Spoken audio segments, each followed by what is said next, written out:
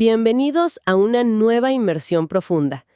Hoy la misión tiene tintes de una verdadera novela policíaca. Totalmente. Una de misterio. Exacto. Una novela policíaca financiera. Hay una especie de escena del crimen contable, miles de millones de dólares que simplemente se evaporaron de las proyecciones presupuestarias. Como si hubieran desaparecido en el aire. Así es, y un equipo de investigadores internacionales convocado de urgencia para intentar descifrar qué salió mal. El documento que nos sirve de mapa hoy para esta investigación es un informe oficial, Ajá. emitido entre abril y mayo de 2025 por la Dirección de Presupuestos de Chile, conocida como la DIPRES. El texto lleva por título Cumplimiento Ley de Responsabilidad Fiscal, Acciones Correctivas para la Convergencia Fiscal. Un título bastante largo y técnico, muy técnico. Pero el objetivo de nuestro análisis a fondo hoy es desentrañar por qué falla una regla macroeconómica diseñada para blindar a todo un país. Claro. Cómo una caída abrupta en el precio del litio, combinada con este error matemático monumental, abrieron un agujero negro en las arcas públicas. Y bueno, ¿cuál es el plan de rescate respaldado por el Fondo Monetario Internacional? El famoso FMI. Bueno, vamos a desempacar esto porque hay un dato que parece sacado de una obra de ficción. O sea, ¿cómo es posible que una estimación de recaudación de impuestos, calculada por los mejores técnicos del Estado, termine ingresando apenas el 7% de lo que se esperaba? Es el interrogante perfecto para establecer la gravedad de este asunto. Y creo que vale la pena aclarar desde el principio que, aunque el informe está repleto de billones de pesos, porcentajes del Producto Interno Bruto y mucha jerga institucional, en el fondo, esta es una historia sobre la tremenda fragilidad de las predicciones económicas en el mundo moderno. Sí, de cómo fallan los números en la vida real. Exactamente. O sea, cuando los modelos teóricos de escritorio, esos basados en promedios históricos, chocan de frente con la volatilidad implacable del mercado global Y el comportamiento real de las empresas. y el comportamiento de las empresas, ahí es cuando las maquinarias fiscales se pueden desajustar a una velocidad alarmante. Así que este análisis es un recorrido por el cuarto de máquinas de las finanzas públicas, cuando, digamos, saltan todas las alarmas. Y como yo estoy fascinada de hacer de auditora hoy, me encanta explorar este cuarto de máquinas, porque opera bajo un manual muy estricto que el informe denomina constantemente el balance cíclicamente ajustado. El famoso BCA. El BCA, una premisa que existe en Chile desde el año 2001, pero a veces el concepto se pierde en la traducción técnica. Para ponerlo en perspectiva para quienes escuchan, ¿cuál es la mecánica real detrás de esta regla y por qué se considera el pilar de la salud financiera del país? Mira, la mejor forma de entender el balance cíclicamente ajustado no es mirarlo como una simple cuenta de ahorros, sino más bien como la tesorería corporativa de un fondo soberano gigantesco, un fondo que depende de materias primas. Ok. El objetivo principal del BCA es aislar el gasto público de la altísima volatilidad de los ingresos del país, especialmente los que derivan del precio del cobre y los ciclos de crecimiento. Básicamente ahorrar en épocas de vacas gordas y gastar en las vacas flacas. Ese es el resumen perfecto.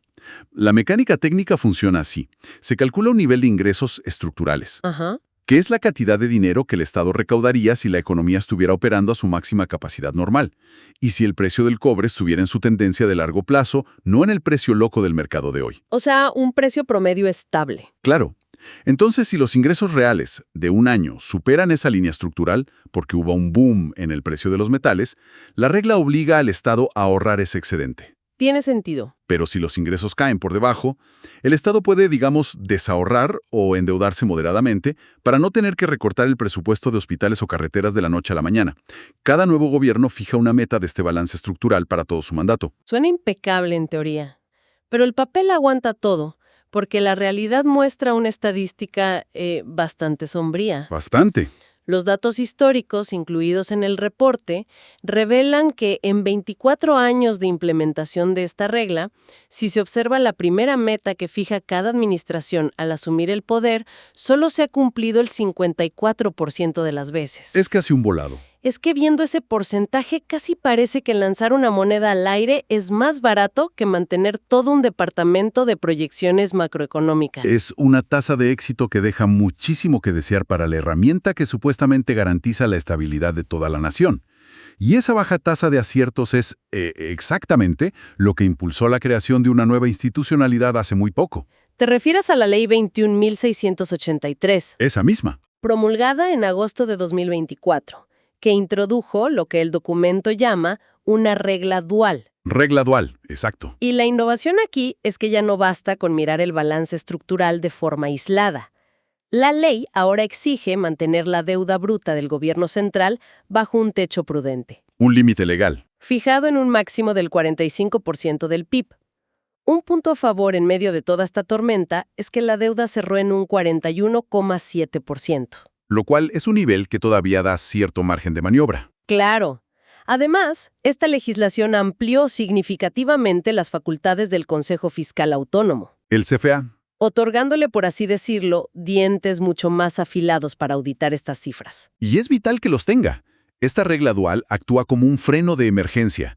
La lógica es que, si el cálculo del balance estructural falla y los ingresos caen repentinamente, Como suele pasar. como suele pasar, el país no compense ese error emitiendo deuda sin control hasta asfixiarse.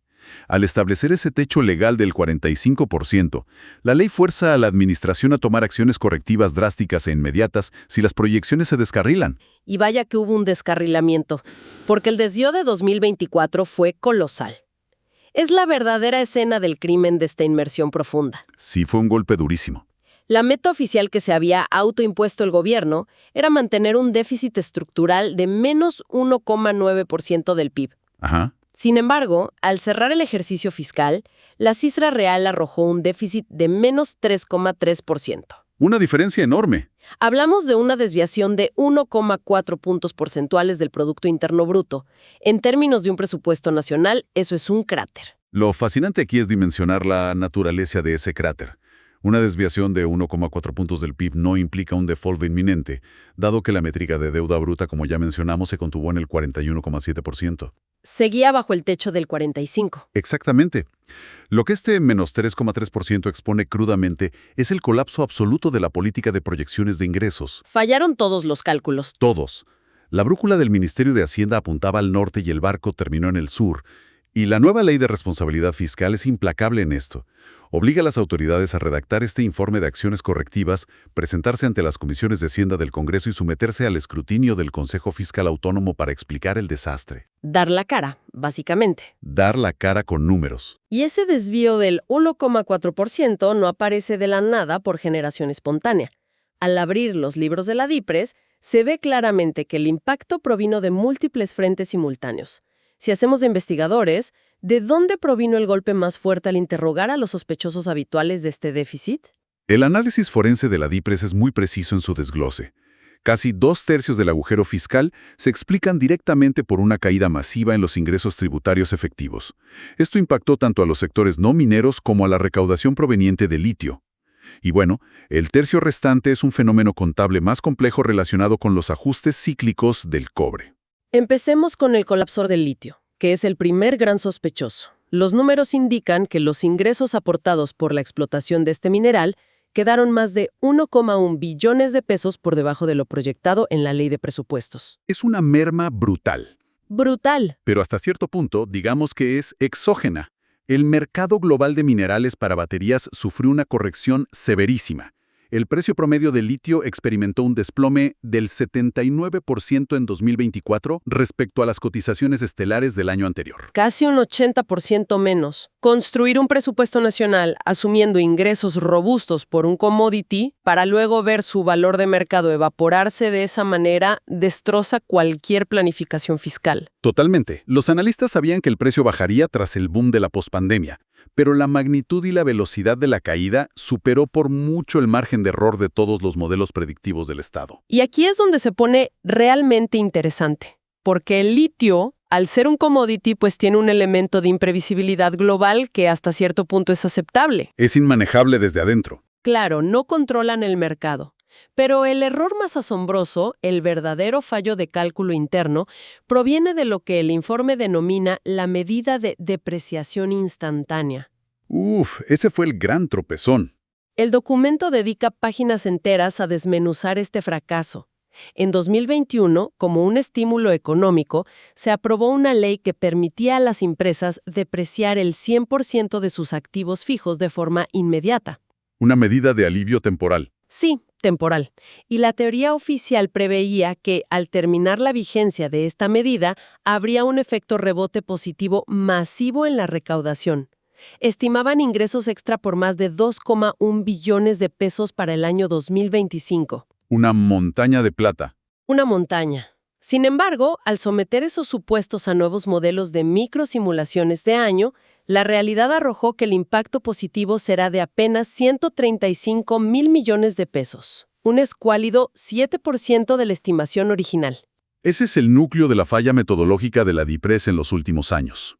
Las herramientas tradicionales de proyección operaban con modelos econométricos agregados. ¿Agregados cómo? Básicamente promedios macroeconómicos que asumían que toda la economía se comportaba como un bloque uniforme. Esos modelos antiguos fueron completamente incapaces de separar los efectos transitorios de los permanentes en un entorno de shocks sucesivos. Se quedaron ciegos ante el detalle. Exacto. Lo que no vieron venir o tal vez no pudieron calcular con esas herramientas es la astucia financiera corporativa. Las estrategias fiscales. Tal cual. Al usar la depreciación instantánea, las empresas generaron enormes pérdidas contables en el papel durante esos años de pandemia. La ley tributaria chilena permite acumular esas, digamos, pérdidas tributarias de arrastre y utilizarlas para rebajar el pago de impuestos sobre las ganancias en los años siguientes. Como un saldo a favor. Exactamente. El modelo agregado del Estado esperaba que las empresas volvieran a pagar la tasa completa de inmediato apenas terminara el estímulo. Pero la realidad es que las corporaciones usaron ese escudo fiscal legal para diluir casi a cero el beneficio recaudatorio esperado por Hacienda. Es el equivalente a esperar una transferencia millonaria en la cuenta del Estado y recibir en cambio puras facturas con descuentos aplicados. Gran analogía, sí. Es exactamente eso. Pero la trama se complica aún más al analizar el tercio del desvío que se le atribuye al cobre. Hay un factor detallado en el texto que desafía la intuición básica. ¿A ver? El precio real de mercado del cobre durante 2024 fue efectivamente mayor al precio de referencia proyectado. La lógica simple le diría a cualquiera que vender más caro reduce el déficit. Sin embargo, el informe confirma que lo empeoró. Es una locura contable, pero es una de las dinámicas más contraintuitivas de la política fiscal. Se le conoce como la paradoja del ajuste cíclico. ¿Y cómo funciona esa paradoja? Funciona así. Existe un comité de expertos independientes que determina cuál es el precio del cobre de tendencia a largo plazo. Si ese precio de tendencia es, digamos, $3.50 la libra, y el mercado real lo paga a $4, esos 50 centavos de diferencia se clasifican estrictamente como ingresos cíclicos. Temporales, un espejismo momentáneo. Temporales, exacto. No pertenecen a la base de riqueza permanente del país. Entonces, matemáticamente, la fórmula del BCA aplica un ajuste negativo por ese exceso, obligando a extraer ese dinero del cálculo estructural para ahorrarlo en un fondo. ¿Entiendo? Irónicamente, al tener un mejor año en la bolsa de metales, el ajuste cíclico negativo es mayor, lo que castiga y ensancha la brecha del déficit estructural en el papel institucional. Claro, te quitan más plata del presupuesto diario. Protege al país de la ilusión de que esa riqueza es permanente, pero aísla contablemente los buenos resultados. Y para coronar todo este escenario de precios hundidos, fallos predictivos y paradojas matemáticas, el informe destapa un error de contabilidad sistémico que se arrastró por más de una década. El caso del CAE. El CAE. Desde 2012 hasta 2024, la forma en que se registraban las fluctuaciones del crédito conaval del Estado, el famoso sistema de préstamos estudiantiles, estaba equivocada. 12 años con el mismo error. 12 años.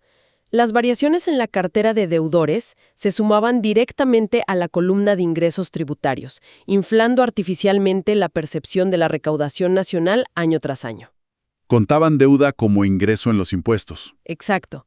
Y al aplicar las normas contables internacionales correctas y reclasificar esos movimientos fuera de los ingresos fiscales, la base impositiva pareció encogerse de golpe en 2024.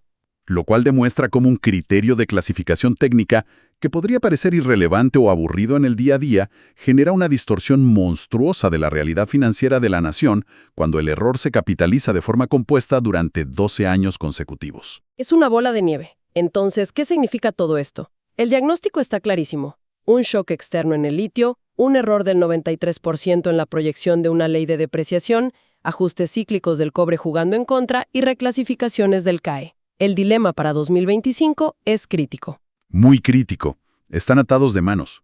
Las autoridades no pueden simplemente operar bajo la regla fiscal vigente sin causar un daño severo. Si aplicaran la meta original a rajatabla, con esta nueva realidad de ingresos tan deprimidos, estarían obligados por ley a ejecutar una contracción del gasto público del 1,0% real en 2025. Un recorte durísimo. El documento advierte que un hachazo presupuestario de esa magnitud es totalmente inédito en condiciones normales, comparable solo al retiro masivo de estímulos que vimos post-pandemia en 2022. Frenaría la economía por completo. Para evitar paralizar el Estado, el Ministerio de Hacienda se ha visto forzado a invocar la cláusula de razones excepcionales para redactar un nuevo decreto de política fiscal y suavizar la trayectoria de las metas. Y en ese punto de extrema vulnerabilidad técnica es precisamente donde aterriza la asistencia internacional. Ante la evidencia abrumadora de que sus herramientas predictivas estaban rotas, la DIPRES solicitó auxilio técnico urgente al Fondo Monetario Internacional en enero de 2025. Llamaron a la caballería.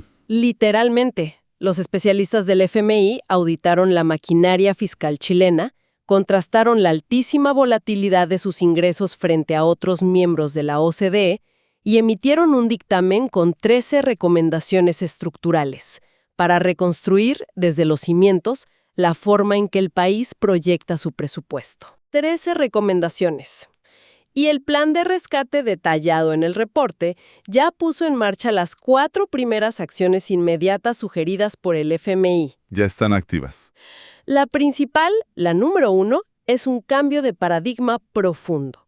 Abandonar las teorías agregadas de las que hablábamos y abrazar los microdatos. Las evaluaciones de reformas tributarias ya no se harán con fórmulas genéricas, sino mediante simulaciones directas con los datos reales, anonimizados, obvio, de millones de contribuyentes. Y ese es el salto cuántico necesario. Ya no puedes tratar la economía como un solo bloque. La segunda acción se concentra en la arteria principal de los ingresos de la nación, que es el grupo GMP10. La gran minería privada. Exacto. El modelo anterior metía a toda la minería en una misma coctelera de series de tiempo. Ahora, con este nuevo enfoque de microdatos, la DIPRES simula de forma individualizada el comportamiento tributario de las 10 corporaciones mineras más grandes. Una por una. Una por una. Calculan los costos de producción, los márgenes de venta y el impacto del nuevo royalty minero corporación por corporación. Es como pasar de observar el bosque desde un avión a, revisar la resina de cada árbol. ¡Qué buena imagen! Y la tercera medida busca reparar las proyecciones en la economía no minera. Los analistas comprendieron que sus sistemas estadísticos subestimaban un mecanismo vital, los pagos provisionales mensuales, o PPM. Esos son claves. Esos pagos son esencialmente el oxígeno mensual de la recaudación estatal. Son anticipos que las empresas realizan este año basados en sus ventas y que determinan el ajuste final de impuestos en la operación renta del año siguiente. Los nuevos modelos por fin incorporan esta cadena secuencial de liquidez en lugar de tratar los años fiscales como eventos independientes. Pero para que este nivel de precisión microscópica funcione, era imperativo derribar los hilos de información del Estado, y esa es la cuarta acción clave que ya implementaron. La alianza entre agencias. Sí. La DIPRES logró un acceso sin precedentes a las bases de microdatos tributarios del Servicio de Impuestos Internos, el SI. Eso es enorme. Enorme. Ya no dependen de reportes resumidos anuales. Los modeladores fiscales ahora pueden procesar las entrañas de las declaraciones de impuestos en tiempo real, lo que transforma por completo la calidad y velocidad de la proyección. Y esa alianza entre agencias es apenas el inicio. El documento despliega un cronograma con 10 acciones restantes que deben implementarse antes de que termine el año 2025. Lejos de ser un trámite burocrático, representan una cirugía mayor al sistema. Completamente. Por ejemplo, tienen la intención de replicar el modelo detallado de la gran minería para aplicarlo a las empresas productoras de litio. Si la economía depende de un puñado de gigantes corporativos para financiar su presupuesto de escuelas y hospitales, el Estado necesita auditarlos casi en tiempo real. Absolutamente. Y dentro de esas 10 medidas futuras hay un cambio metodológico brillante respecto al impuesto al valor agregado, el famoso IVA. ¿Qué van a cambiar ahí? Históricamente, se utilizaba el crecimiento general del PIB como variable para proyectar la recaudación del IVA en el futuro. Tiene lógica a simple vista. Si el país crece, se recauda más IVA. A simple vista, sí. Pero el PIB incluye las exportaciones, que no pagan IVA, y la inversión corporativa, que genera créditos fiscales. Usar el PIB es usar la herramienta incorrecta para medir el consumo diario. Ah, claro, estaban sumando peras con manzanas. Tal cual. Las nuevas directrices del FMI establecen que utilizarán el consumo privado como variable sustituta. Al fin y al cabo, el IVA es un impuesto al consumo puro y duro. Al aislar esa variable específica, la proyección gana una fidelidad enorme. Y ese nivel de detalle técnico marca la diferencia entre el éxito y el fracaso de una política pública. Otro mandato futuro crucial que vi es la obligación de institucionalizar las revisiones retrospectivas o ex post. Aprender del pasado. Exacto.